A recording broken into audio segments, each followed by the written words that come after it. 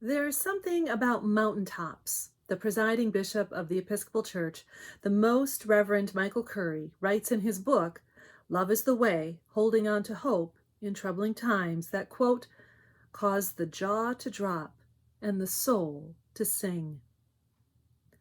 This is the thought that came to mind when he was flying from Nairobi to Burundi.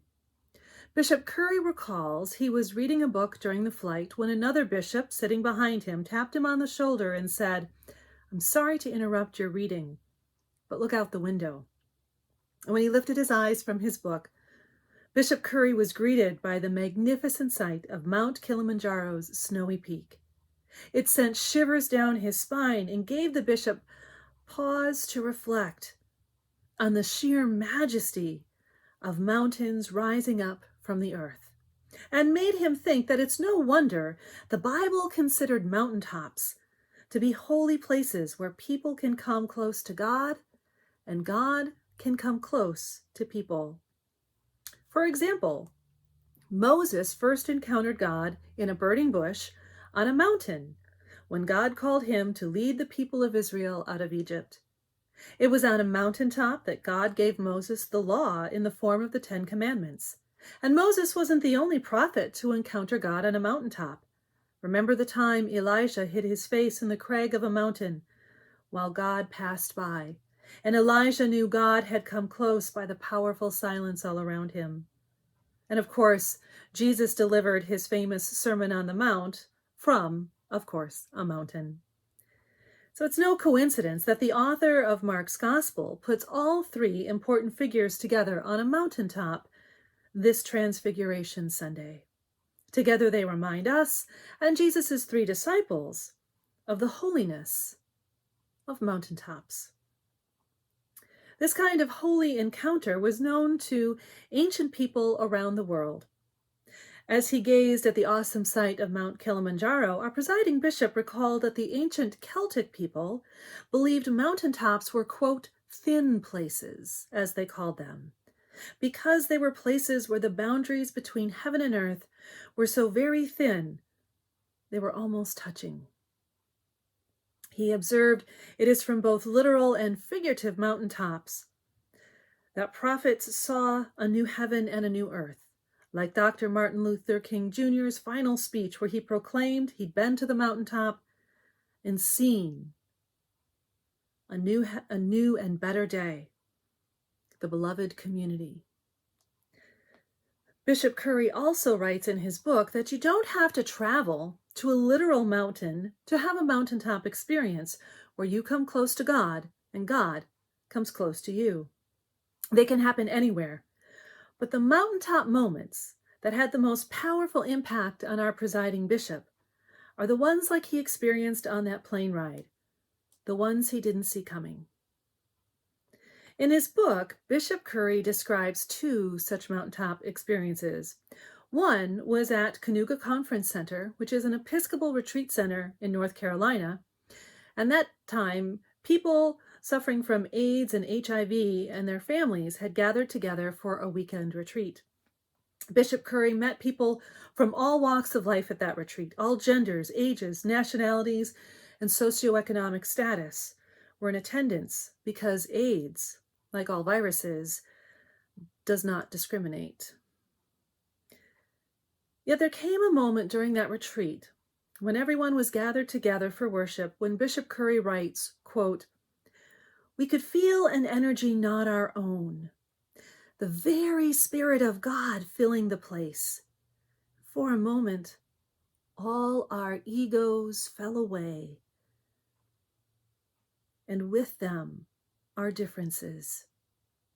We experienced ourselves as friendly souls, free and whole and beloved. This memory of this moment gives our presiding bishop hope for our church and for our country. But my favorite of the presiding bishop's mountaintop moments was one he not only didn't see coming, but he was invited into by the most unlikely person. It happened when he was doing a pastoral visit to a diocese in the Southwest. that ended with a banquet where he gave a keynote address, and after which people were invited to meet him, ask him a question, or take a selfie with him. Bishop Curry writes that as the line formed, one individual stood out from all the excited, happy, enthusiastic majority of people waiting for their turn to meet him. And I mean, this individual literally stood out, being at least 6'5" tall. In addition, he was supporting a rather magnificent, if somewhat rugged beard, was dressed differently, and his face was stern and serious.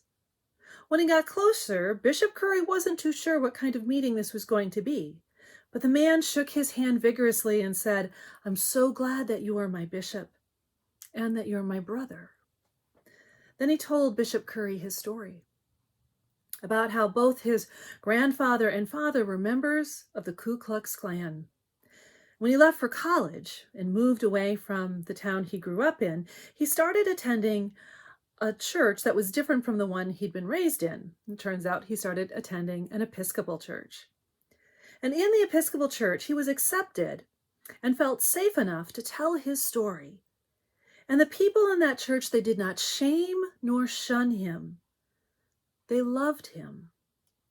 The man told Bishop Curry the members of that parish taught him about the unconditional love of God. They helped him, quote, find the truth of his faith. They helped him heal. Before the man left, he and Bishop Curry embraced. And Bishop Curry writes, suddenly they, quote, were on the mountaintop. He took me there, and in turn his church had taken him there. Their love changed his world and our world with it.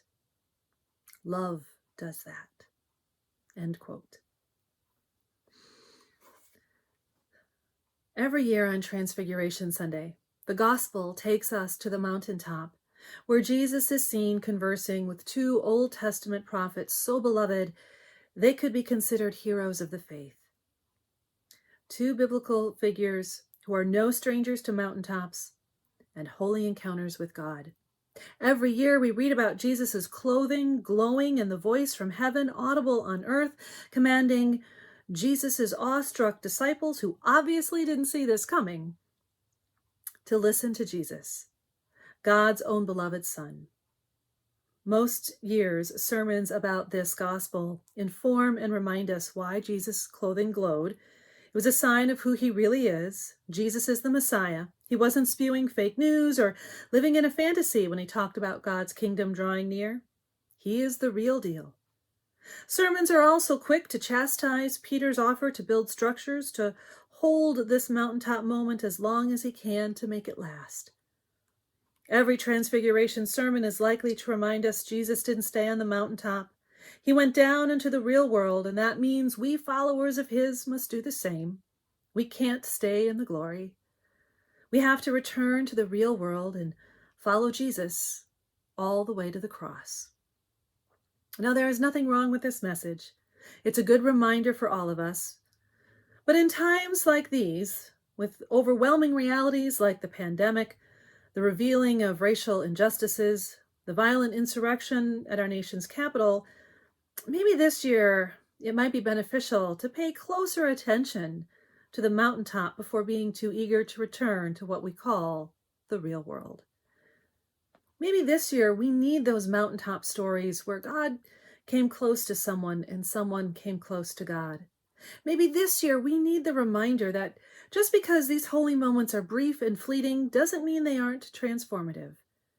Maybe we need the reminder you don't have to climb an actual mountain in order to come close to God and for God to come close to you. In fact, you don't even need to see it coming. You don't have to plan or work to create those moments. You just need to be open to receiving God's love, even if it is from an unexpected source, and willing to give that same love. Maybe this year we need one person's mountaintop moments to remind us of their power, their possibilities, and to awaken memories of our own mountaintop moments when we felt God come close to us and we felt close to God. Not so we can dwell in the past, but to be reminded of how the love of God can and does change the world one moment in one person's life at a time. Of course, we can't live on the mountaintop, but as Bishop Curry writes, the mountaintop can live in us. Because the mountaintop can live in us, there is hope for us all. Hope for that better day when beloved community is real for all of God's children, when forgiveness is practiced with generosity. We who have been to the mountaintop can live in hope because we know the reality of the power of God's love to heal the hurting, to bind the broken, to renew the exhausted, to set free the captive, to create the new heaven and new earth in us in moments we might not see coming.